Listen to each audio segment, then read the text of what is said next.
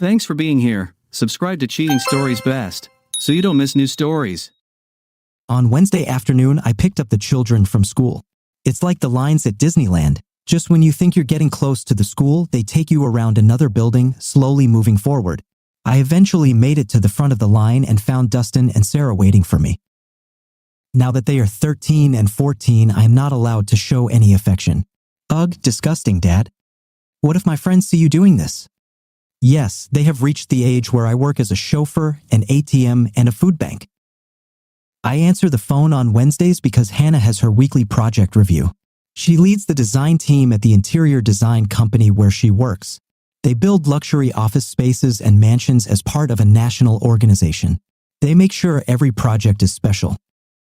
There's nothing worse than seeing something you paid handsomely for appear in someone's corporate PR press release. Needless to say, I was surprised to see Hannah's sedan in the driveway. Maybe she left something behind that she needed, otherwise, why wouldn't she go into the garage? While parked in my part of the garage, the kids jumped out and attacked the refrigerator. Hey, take it easy, guys. Save room for dinner. Setting my briefcase on the floor, I walked into the living room to find Hannah curled up on the couch, covered with a blanket. The day was warm and the house was definitely not cold. Hey, baby, what's going on? I don't feel very well. Well, my stomach is doing somersaults and I'm having problems. What do you think this is? Must be some kind of flu. Okay, so why aren't you in bed? I was, but I had an accident. Could you please change the sheets? Taking 2 steps into the bedroom, I realized what had happened to her. I went out to the garage and grabbed a nose clip and some latex gloves. At the very least, all of our beds come with a waterproof mattress cover, an old habit from when the children were little. They would climb into bed and sometimes have accidents. Now we are ready, but they will only crawl into our bed when they feel worse than the dog. I wasn't going to cook dinner after this ordeal, so I ordered pizza and took a shower, emptying a can of air freshener. I sure as hell hope I don't get what Hannah is struggling with. After a week of suffering and cleaning up the mess, Hannah made an appointment with our family doctor. It was pretty much a waste of time, predictable answers, probably the flu. Give it a little more time. See you in a week if this doesn't go away. So, 2 weeks later, Hannah went to the doctor again. She lost several pounds because she didn't eat for fear it would come out the other end. Energy drinks became her cuisine. The doctor ran some blood tests, but nothing was far enough out of range to warrant any further action. Over the next few weeks, Hannah learned to live with it. She felt like crap, pun intended, and was wearing adult diapers and baggy pants to hide the fact. It was my job to pick up the groceries. No, I didn't use a list. It was easier to pay the full fare and have Hannah place the online orders. While the kids and I wanted something to do on the weekend, Hannah never felt up to it. We did some things without her. Our personal life suffered greatly. There is nothing surprising. Who wants to do dirty things when you risk doing even more dirty things? At least I took care of myself from time to time. Oh, 2 months later, Hannah turned to a specialist. Of course, she felt great the day before and on the day of her appointment. They did blood tests until our insurance deductible was met. Kiss these 5 pieces goodbye. Some elevated levels of unknown enzymes were found in her intestines. It made sense, but it wasn't explained why possibly Crohn's disease, but tests for that were negative. She was given the oh-so-popular keep an eye on this. One evening, I jokingly asked, "Do you think I make you sick?" "How can you say that? You've been great taking care of me since this started. I'm so tired of fighting this. I wish they would find something, anything." Hannah's new life was that of a recluse. She worked a lot at home and rarely went outside. Her weight dropped another 20 pounds. From time to time, she felt better, but that only lasted until the weekend. The kids were so busy with their sports schedules that they really didn't notice how rarely Hannah attended their games. Time passed as usual. Hannah wasn't sick enough to miss work, but she was slowly losing her team. Management demoted her. Months turned into years. Hannah felt guilty that we weren't having sex, so she took one at a time about once a week. It was better than nothing. After Dustin turned 16, he became hell on wheels. I no longer had to worry about getting him and Sarah to and from school. Now I had to worry about why they weren't home. At least Hannah was trying to help. She rarely felt 100%, but she learned to live with it. For a while, Hannah seemed to be getting better with her bowel problems, but that only lasted about 6 months. When the problems returned, everything was just as bad as before. Hannah cried a lot, but her life went on as usual. Dustin graduated from high school and was heading to college. Sarah graduated early and was also out the door the day after her high school graduation. After Sarah graduated, I cornered Hannah. "We need to talk." "Fine, what's the matter?" I filed for divorce, citing irreconcilable differences. The stunned look turned into full-blown rage. "Did you cheat on me? How can you do this to me? The kids have grown up and it's time for me to move on. How can you leave now? I know the last 5 years have been hard, but I never stopped loving you. What have I done to deserve this, Dennis Wilson?" Hannah's eyes widened. No matter how hard she tried, she could not hold back her tears. "You knew this is a stupid question. I was just biding my time until the kids left for college. It was cheaper to support you while they lived at home. I hope it was worth it." "But, John, that was many years ago. We've already been through this. I'm sorry, I was wrong and shouldn't have done this." "Cry me a river of tears. Wrong or not, you did it and felt no remorse. Heck, you even contacted him again once you felt better. Back off." As soon as I moved, Hannah instantly perked up. She no longer suffered from intestinal problems. I really made her feel sick. We sold the house and split the profits. I thought I could avoid counseling, but that wasn't the case. The result remained unchanged. I would rather take a chance on a news search than continue with a known cheater. When I found out that Hannah was having an affair with Dennis Wilson, I was devastated. I came across Hannah's secret email account, so I installed a program on my phone to monitor her activities. You spend your life dedicated to your partner and find that you are not enough for her. The obsession with scorching the earth faded into the background as my lawyer outlined how bleak my future life would be, penniless, while Hannah would be able to accommodate her lover in the house, the same house that we bought together, but which I spend all my free time restoring. It's cheaper to keep it, wait until the children leave home. The lawyer drilled it into my head that Hannah could file for divorce at any time and my fate would be pretty shitty. This was enough to the point that I thought about fleeing the country. In the end, I did everything I could to remain her husband. I stayed and my children became my life. Counting down the days, it was while searching the internet that I found the April Fool's joke: mixing 2 over-the-counter liquid veterinary drugs may cause intestinal upset. So I bought and stored a large bottle of each in the garage and got a pack of syringes from China. Using the indicated syringes, I injected the mixture into Hannah's coffee supplies. She loves the blueberry and hazelnut mix. The kids didn't drink coffee and I hated the mixture. For the first few days, Hannah didn't complain at all until I increased the dose of the formula. That's why that first Wednesday was so hard for her. I've clearly gone overboard. Of course, I used too much early on, but eventually I found a happy medium. It was enough to make her feel like crap, but not bad enough to send her to the doctor. It was funny how her friends, after drinking a cup of spoiled coffee together, then caught the flu. Friendly fire. I discovered that she turned Dennis down on multiple occasions. No, it wasn't because she didn't want him, she just didn't feel ready for it. He finally gave up after a few years. I thought Hannah's novel was dead and buried. That's when I cut back on the medication, although not completely, since I was still in revenge mode.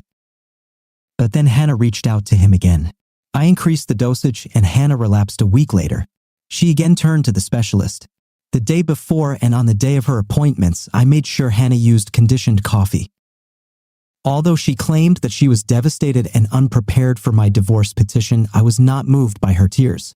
It was only after I gave her the investigator's report from 5 years ago that she realized how serious I was. Dennis's wife received a copy and named Hannah in her divorce petition. I made sure all of Hannah's friends and family received copies, which caused my phone to stop ringing. I was no longer the uncaring, heartless bastard who abandoned a hopelessly ill Hannah in her time of need. Dennis suffered greatly during the divorce. Now he eats ramen noodles and drinks water while his ex-wife entertains his replacement. I find this to be revenge enough. As much as I'd like Hannah to know how I did it, I'm afraid I may have crossed some legal lines, so I grin a lot. Will I get married again? Most likely no. Maybe, who knows? I can't even enjoy dating without fearing the heartbreaking pain Hannah caused me. Time heals is my last hope. Thank you for listening to this story. Now here is another exciting story for you to read. Dear Becky, if you're reading this, it means you're at your mom's and have discovered that we no longer have our own home. This envelope contains the key to the Green Street vault containing your clothes and personal effects. I paid a month's rent for storage. I didn't have time to pack neatly, so I hope you don't mind the 12 trash bags I used. I tried to be gentle with fragile objects. Well, I tried. Thank you for leaving me a letter on the mantel when you and Brad went on a cruise with the tickets I brought home. You were so surprised when I walked in and found you and Brad having sex in our bed. I could tell by the smirk on that asshole's face that he was so proud of himself when you begged him not to stop. I don't know what my best performance was, the sad look on my face when I saw you two, or when I threw flowers and tickets and told you to take your lover on a cruise because you obviously didn't want me anymore. I saw Brad's eyes light up when he heard about the cruiser, and he had this grin on his face, yeah, because he thought he won. Or my best performance might be the 3 weeks I had to feign humiliation because this was telling everyone in the office how he had my wife because I wasn't man enough to take care of her. Even the office manager came to my desk to laugh at me. Please thank Brad for the email he left at work telling everyone he was going on a cruise at my expense with my wife as his bed partner. I also want to thank you both for discussing this business trip he took me on so that you two could be together for 4 days. I'm glad you admitted that he seduced you at your work Christmas party. I know he's flirted with you at other company parties, but I haven't seen you two sneaking out before this incident. But at the Christmas party, I saw you two having sex for the first time and took a picture with my phone. I'm really happy for you since his wife says he doesn't know anything about foreplay or lovemaking. Yes, his wife and I are lovers now.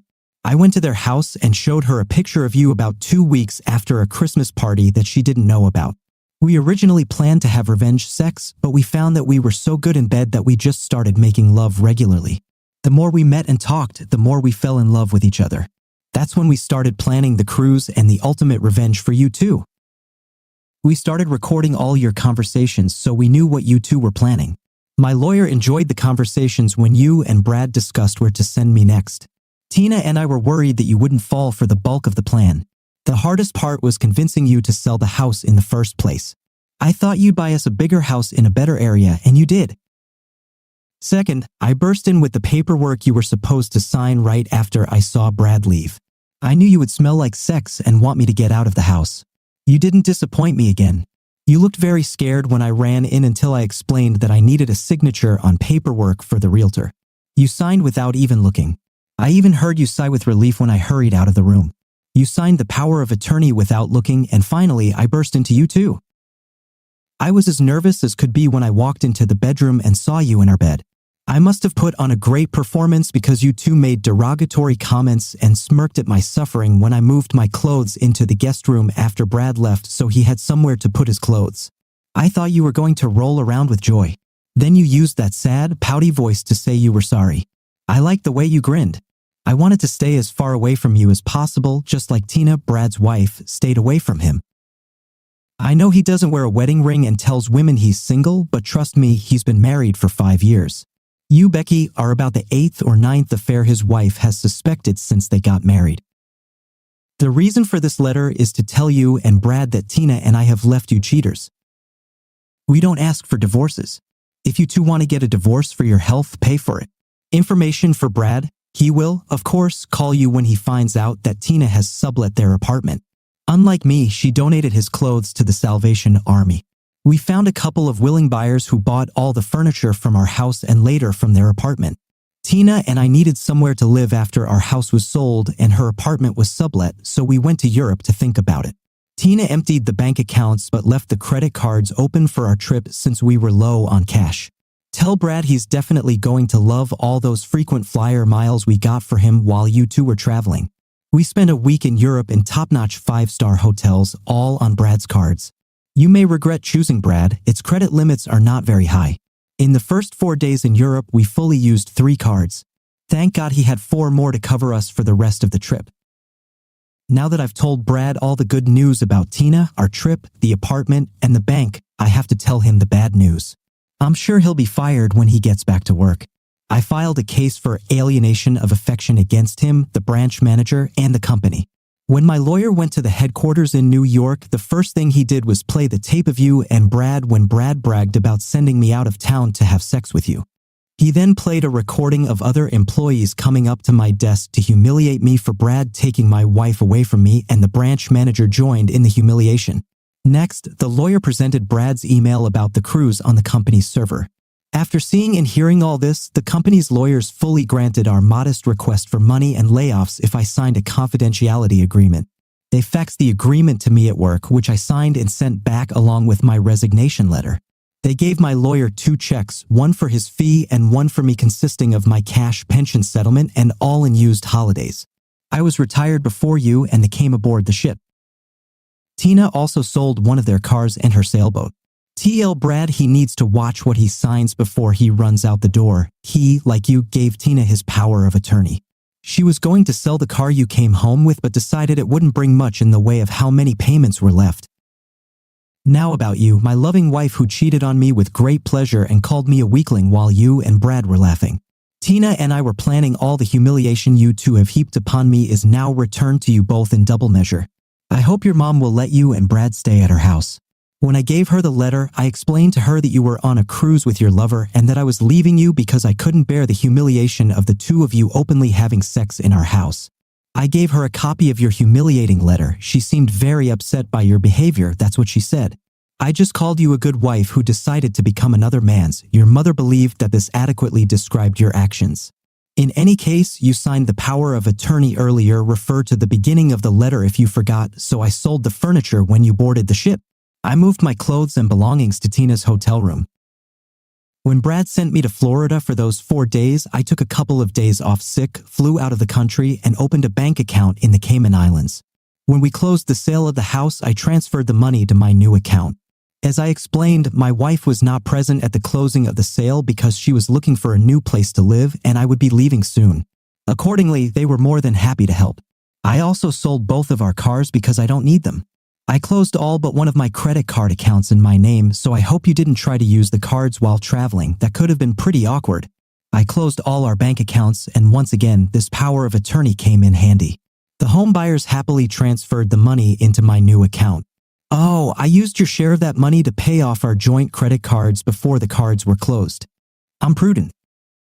I always thought you were one of the most beautiful women I've ever seen until I met Tina. Now I know that Brad is an idiot for cheating on a goddess like Tina. She has shoulder-length brown hair and sparkling green eyes. She's short and slender with perfect small breasts that won't sag down to your belly button like yours will in a couple of years, and a nice tight ass. She's 4 years younger than me, so I'll have a young mistress while Brad takes your much older ass. When we were in Europe, men watched with envy as she held my hand while walking. All eyes were on us as we danced in the evenings. The stars watched as we made love every night. Tina and I have not yet decided where we will live with our combined money. We don't necessarily need to work anymore, so we'll probably be traveling to find the perfect place to retire. I know you liked your part-time job because you said you were bored sitting at home. Well, now you can enjoy the benefits of working full-time. You and Brad could start looking for a job together. Your ex-former loving husband subscribed to our channel so that your second chaff doesn't cheat on you. Thank you for listening to this story. Now here is another exciting story for you to read. My wife Alana and I were at an upscale restaurant when I noticed my oldest and best friend approaching our table. I quickly whispered to my wife, Terrence Landis is coming here. Remember, I told you that he was my best friend since 2nd grade. This is true, but be very careful with him. He is a big lover of women.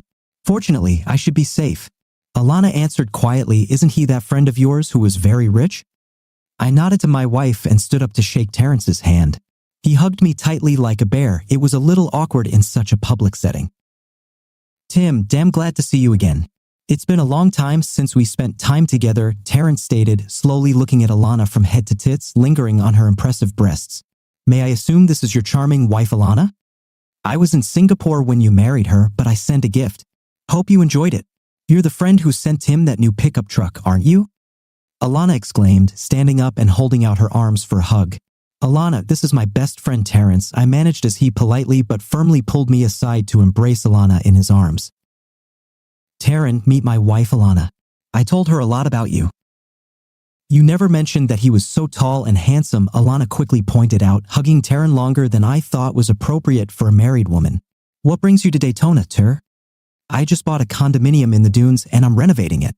I'm renting a room at a local hotel and just came in for dinner alone. You bought a condominium in the dunes and are renovating it? They are practically brand new. I can't imagine what could be changed there, Alana answered. I heard that the price of the smallest ones starts at more than $1 million. It's true, Terrence agreed. However, their bedrooms are small, they seem tight to me. Fortunately, there was a free penthouse and I bought it. I'll paint it and replace the furniture. It was obvious to me that Terrence was doing everything he could to impress Alana. He always knew how to determine what interests a woman and immediately caught her main interest.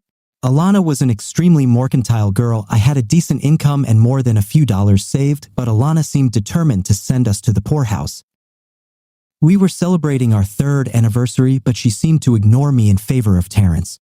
It was so obvious that some of the visitors looked in my direction with obvious sympathy.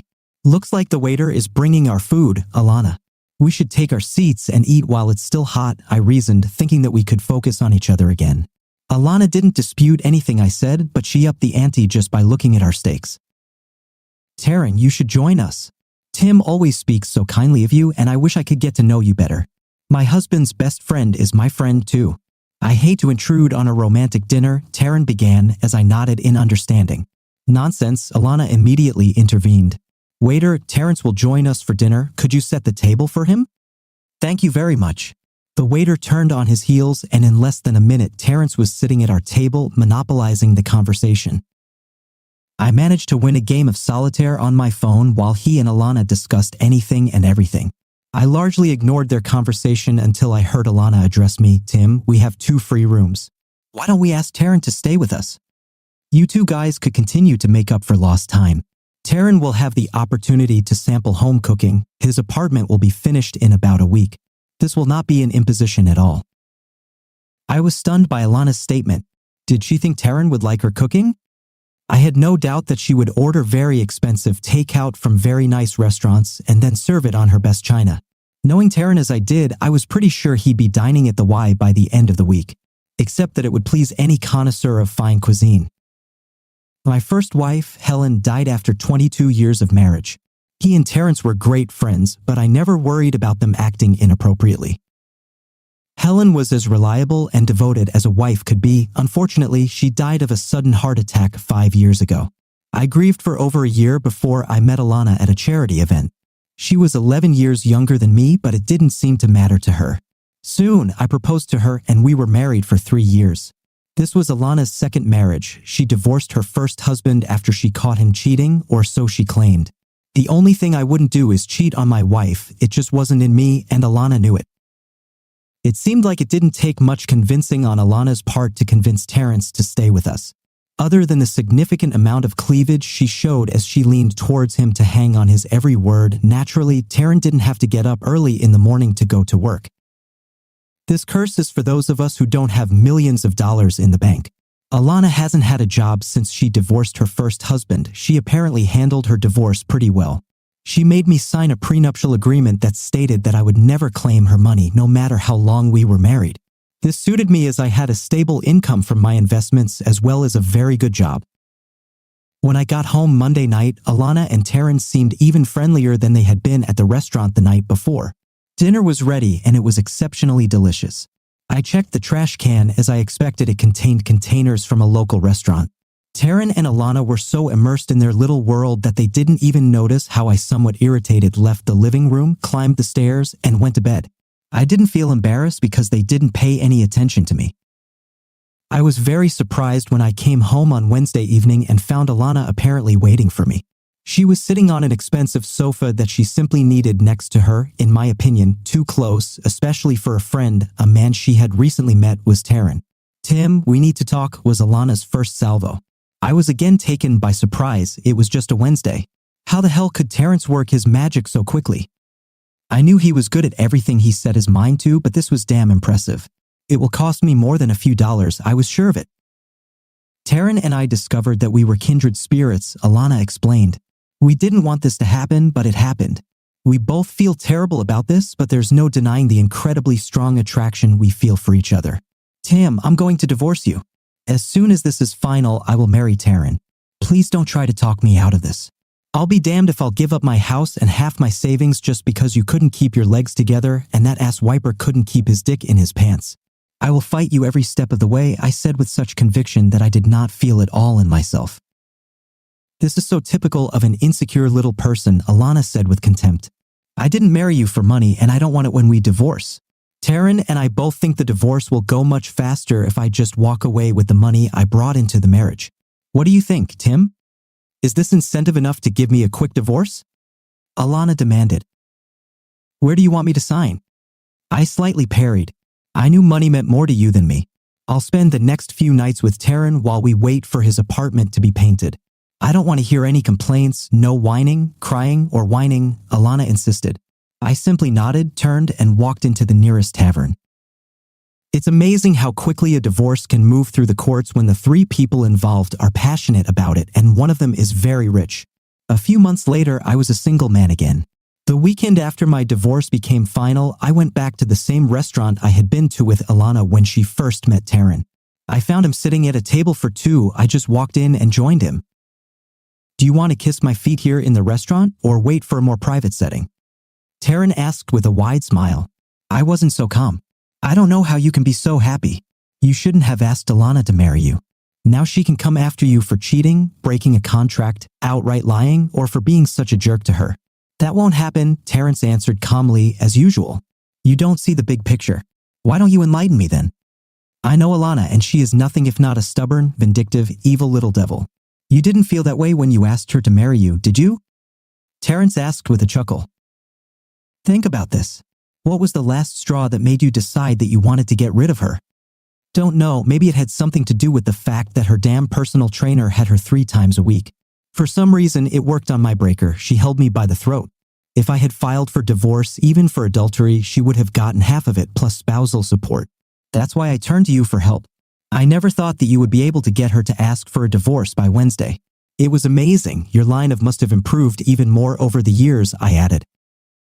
It has more to do with how my portfolio has improved over the years. Once she realized how much money I had, she was able to seduce me instantly. I have to say I will miss her between the sheets. Having sex with your wife was one of the brightest moments of my life, Terrence admitted joyfully. It was this special talent of hers that pulled me into this story, I answered seriously. You did a great job freeing me from that money grubbing. But why don't you care any more about how she'll take it when you left her without ever getting married? She can figure out the whole plan. She may be but she's smart. Remember I mentioned the big picture? Terrence asked. As an engagement gift, I gave Alana a weekend at the Ritz with a spa day included. You're an idiot, I spat at him. Didn't I tell you that Alana's stud, the personal trainer, is now a massage therapist at the Ritz? She could have bumped into him. What are you saying? I ordered it for her when I was designing the spa, Terrence admitted. Last night, I decided to visit her just to see how pleased she was with my gift. Since I paid for the room, I had a key. Luckily, my phone was preset for video. No wonder I found her extremely happy with my gift. Was she with him? Do you have a video? Did she cheat on you? I dealt with it by slowly getting my thoughts in order.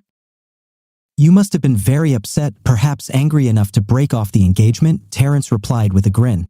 It was the first time she did something like that. This will never happen again. I agreed with her on this. This won't happen to me. Right now, she's out shopping, returning my gifts, at least in between sobs and curses. You owe me dinner for making her say on Wednesday that she wants a divorce, Terrence added with a wide smile. You saved me a fortune, bro. I'll be happy to treat you to dinner. You have always been by my side. Alana has no idea about relationships, but you know what true friendship is. Dear viewers, thank you for listening to these stories. Please like and subscribe to this channel so as not to miss new videos. See you soon.